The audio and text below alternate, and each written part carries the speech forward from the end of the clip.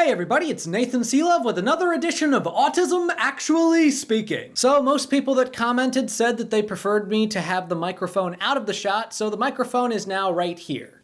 Or is it? You'll never know.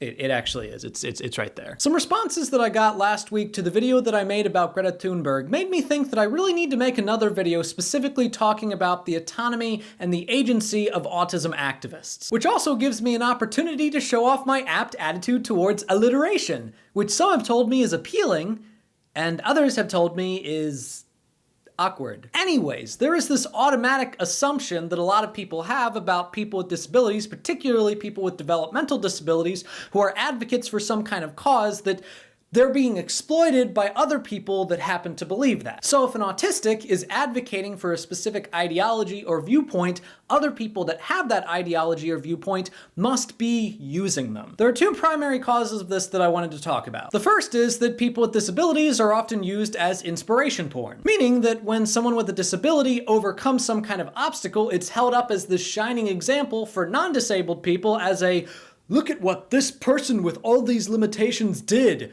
Nothing can prevent you from doing anything. Now, this can be problematic because one, it robs us of our agency or our means to do something and treats us as agency, as a means to do something. And two, it opens the door for edgelords to be all like, bro, I'm just saying, no one would care about what this person said if it weren't for the fact that they were disabled. And the second cause is just lazy argumentation. It is so much easier to attack the person who's giving the argument rather than to attack the argument itself. This is what we refer to as the ad hominem fallacy. So those are the causes. And the effects that this has on people with disabilities are that our voices are delegitimized. So the argumental assumption is that if an autistic person has an opinion that is shared by a lot of other people, then they can't have come to that opinion by their own volition. They must have come to it because other people tried to manipulate them into believing that. And if you honestly think that an autistic does not come to a belief on their own volition,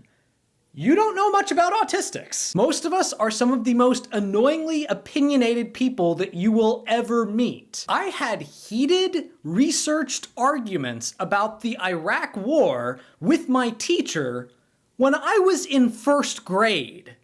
I couldn't even pronounce my R's yet. If you disagree with something that another autistic said, then by all means make an argument.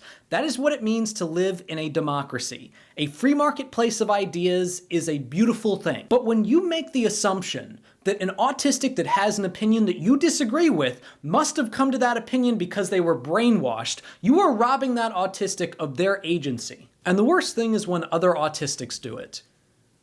If you disagree with something that another autistic says, then that's fine. But don't drag them down because of their autism by saying that they don't have their own agency or that they're exploited. You know better than that. That is destructive to the neurodiversity movement. That is not contributing to discourse. It is us being turned against each other's autism, and we cannot let that happen. Autistics disagree on so many things.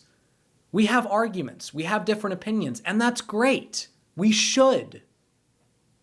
But we shouldn't bring autism into those disagreements as a reason to attack a person's credibility, autonomy, or agency. Now, if you want to argue that the coverage of an autistic that is advocating for some kind of policy is exploitive, then that's different. But you can't say that it was exploitation that brought an autistic to that opinion, or that it was them being brainwashed that brought them to that sort of opinion. That is a problematic way of diminishing the role of autistic voices in societal discourse. I know that this video has been very passionate, and that's because this is an issue that I'm very passionate about. And there are a lot of people that I highly respect that are longtime viewers of the channel that made comments like this on that video. And I don't want any of them to feel personally attacked. I highly respect a lot of what you all say, and I agree with a lot of what you all say. And I don't want you to feel like because you disagree with me on something that you have no place in this channel. But when we do have disagreements, I'm going to be honest about them. And if I see something that I think is destructive to the movement, I am going to call it out. It doesn't mean that your presence in the movement itself as a person is destructive to the movement, but if there is a view that you hold that is destructive, then we're going to discuss it. And I think that it's important for a movement to be self-reflective. So please continue to comment and please continue to feel welcome to this channel. But do not use ad hominem attacks on other autistics or anybody for that matter, because that has no place in honest discourse. Well, that's today's video. Thank you all for watching. If you liked this episode, please give it a like, a share, and if you haven't already, subscribe to the channel. Check out some of my other stuff. And if you want to support the channel in other ways, support me on Patreon. In the meantime, if you have any questions or topics you'd like addressed, please leave them in the comments below. Or message me on my Facebook, also linked below. And remember, if you had passionate arguments about controversial issues with your teacher when you were 6 years old, you might be autistic.